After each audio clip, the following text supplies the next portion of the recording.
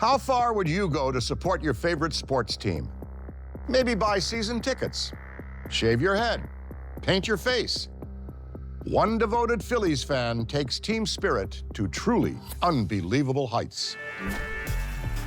It's October 1979, and it's announced that Pope John Paul II will be visiting Philadelphia. This is hugely exciting, right? Philly has a giant Catholic population, so there's a huge frenzy awaiting the pontiff. But it's going to take more than prayer to make room for the onslaught of devout Philadelphians desperate for a view and a blessing from the Holy Father. It needs what every big city lacks most: parking.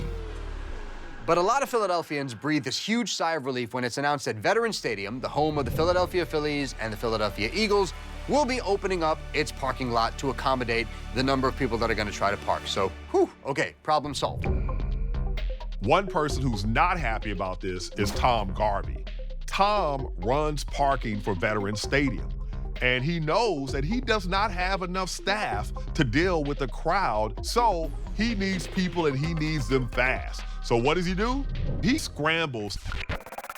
He calls up every drunk buddy, every drinking friend, every bouncer and bartender that he knows, and he gets them to join his staff and work for him on parking at Veterans Stadium. But now he's got another situation. How am I going to get all these scalawags and ruffians to actually get up on the day at 4 a.m. to start the shift? That's when he comes up with the idea to bring them all in for a slumber party. Tom happens to have keys to most of the facility, and he remembers that there's one old concession area near left field that's loaded with furniture he agreed to store for an Eagles player who was sure he was getting booted from the team. He can just sneak everybody in there for the night. This must be a dream for this group of Phillies and Eagles fans, to be sleeping in the catacombs of Veterans Stadium. They're hanging out, they're laughing, and they're looking at the space, and one of them tells Tom, you know, if you brought a little bit more furniture in here, this would make a pretty kick-ass apartment. Suddenly, an idea flashes across Tom's brain. Why doesn't he just make it his apartment? So Tom decides to actually take his friend's advice, and the day after the Pope's visit, he moves in secret. So right under the stadium owners' noses, Tom starts creating this fully functioning apartment. He's putting up walls. He's got extra chairs. He sneaks in a refrigerator, gets himself a little hot plate, you know, for all the hot dogs he's naturally going to be eating. And to add a touch of class, he even manages some floor-to-floor carpeting in the form of AstroTurf from the stadium. And how does he keep himself clean and ready to work? The stadium showers and bathrooms, of course. Tom takes a quick trip down the hall and he's ready for the day. Sounds pretty convenient. So how does Tom stay under the radar? Tom creates an elaborate fake facade to fool anyone that might open the door to the old concession stand. If you accidentally find this stand, the first thing you're going to see is just this wall of cardboard boxes, and then you just close the door and just be on your way. In reality, Garvey sets up the boxes in such a way that it becomes this sort of intricate maze, so that when he walks in, he knows how to get behind all of it to get to where his apartment actually is. But here's the kicker. He lives in this bachelor pad undetected for 2 years. What Tom pulls off is pretty extraordinary. This stadium has 65,000 seats. The number of people passing through has to be enormous. And yet, he's able to live in this 60-foot long, 30-foot wide, that's 1,800 square feet apartment undetected. Even though Tom bids farewell to his stadium apartment in 1981, he keeps it a secret for decades.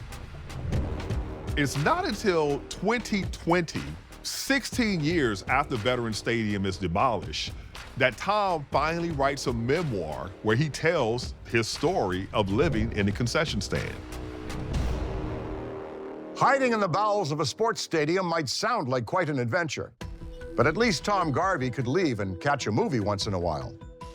Our next nomad wishes he had that luxury. Witness the strange tale of the airport man. In 1988, at Charles de Gaulle International Airport in Paris, a man shows up that is desperate. His name is Miran Karimi Nassiri, and he's an Iranian refugee who's just been expelled from Britain for failing to show documents. He claims that his documents indicating that he is a refugee were stolen. So Britain has kicked him out. France doesn't know what to do with him. The only option is to send him back to Iran. Unfortunately from Iran, going back to Iran is not an option. He says he was exiled as a protester in the late 1970s, and so they would refuse to let him back in. It looks like he's going to be stuck for at least a night. So he stakes out a corner of Terminal 1A. He finds some plastic airport benches. He procures some airline blankets, and he basically sets up a small little living room. Airport officials see this, and they don't get too upset because they figured this will sort itself out. After all, how long can anybody live at an airport? The answer to that question is much longer than anyone expects. Miran's residency in Terminal 1A of Charles de Gaulle Airport goes on for months and then goes on for years. Terminal 1A truly becomes his home. And there's really not much that any officials can do about it. They can't compel him to leave the airport to get arrested, and he cannot physically get on any plane elsewhere without papers. It's a bizarre way to live. But he makes the best of it. He befriends passing travelers. He gets to know the airport staff. This becomes his world. He falls into a pretty steady routine. He gets up in the morning, he goes and takes a shower in the airport bathroom. He will buy himself a little breakfast. He's kind of going about a normal daily routine that a lot of us have, except it's all taking place within the walls of Charles de Gaulle. After an astonishing 18 years living in Terminal 1A, a sad twist of fate grants Miran his freedom. In 2006, Miran develops health conditions that for once cannot be addressed by the airport doctor, so he has to leave the airport. He lives in France for the rest of his life, but he can't leave Paris. They're not deporting him, but he also can't really go anywhere else. And he really struggles with finding a life for himself outside of the airport, so much so that he goes back to the airport. And it is there in 2022 that he dies of a heart attack, in the one place that had felt more like home to him than anywhere else in the world for more than 2 decades. Goes to show you, home is where the heart is, even if that's a hard bench across from the duty-free shop. For those of you who have trouble getting to sleep on an airplane, you might have reservations about this next odd dwelling. For 20 years, 74-year-old Bruce Campbell has been living in the secluded forest outside Hillsboro, Oregon. We're talking the deep woods here. And so you might be thinking a rustic log cabin or a repurposed cave, but no. You have to think of the most ridiculous, impractical thing to use to build your home. Bruce's home? A massive Boeing 727 airliner. If you take all the seats and overhead bins out of a plane, it's surprisingly spacious. He has a living room, he has a bedroom, he even has a fully functional kitchen. It is that same cramped airplane bathroom, except he's now got plumbing that takes it to the outside of the plane. But not only that, he's got 2. He's got his own bathroom and a guest bathroom. Bruce loves living in a plane. He's an electrical engineer, and he's surrounded by the actual working mechanisms in the plane. The cockpit is still intact. Many of the circuit breakers still work. People flock from around the world to get a glimpse of Bruce's dream airplane home, and he always gets the same question. Did this plane crash here? If a plane crashed, there'd be debris everywhere. It'd be impossible.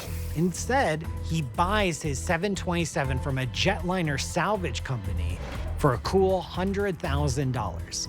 Now, the plane has to make it through the streets of Hillsboro all the way to the middle of the woods. Remember, this is a huge 727. So in order to fit through the streets, he has to remove the wings and the tail. And once he has the plane reassembled on his 10 acres of land, He spends 2 years turning it into a home. An airplane is not meant to exist on soft ground. He has to create foundations and support systems to bear the weight of hundreds of thousands of pounds. This is a real engineering endeavor. He attaches supports to the front wheel using concrete blocks and uses a large metal pole to keep the plane in place. If you ever do visit Bruce's jetliner home, he only has one rule for guests, and it's the same rule in airports across the country. You gotta take your shoes off.